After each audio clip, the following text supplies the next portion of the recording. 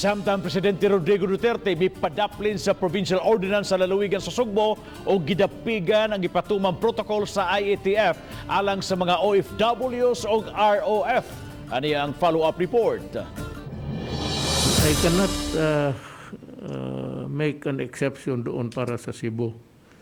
Kung sabihin talaga nila ng ang task force that you have to go into a quarantine for 10 days, hanggang hindi nagbago yan, wala tayong magawa.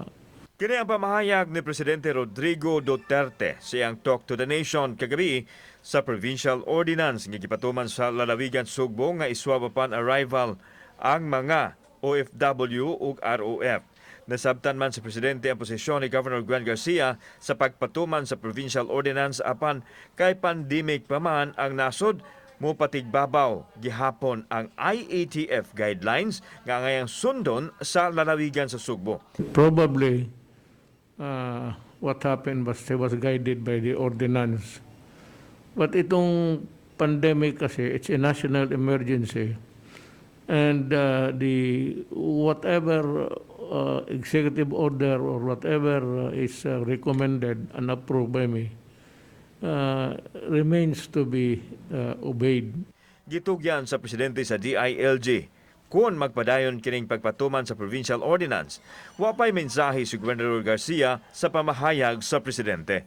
Samtang gitataw ni Dr. Jaime Bernadas, DOH-7 Regional Director, nga ilang sundon ang Lagda nga gipatuman sa ilang uluhang buhatan inay sa pagpatuman sa provincial ordinance. We are a national agency and we are bound by the orders of the Chief Executive. But we shall have to find a balance between working with the local government. Giklaro hinuon ni Bernadas nga hugot gihapon sila makig-alayon sa mga lokal nga gamhanan alang sa mas epektibong lakang sa pagpakigbatok sa COVID-19. Kauban si Cleofer Lumayag, ako si Alan Domingo. Balitang, Bisdak.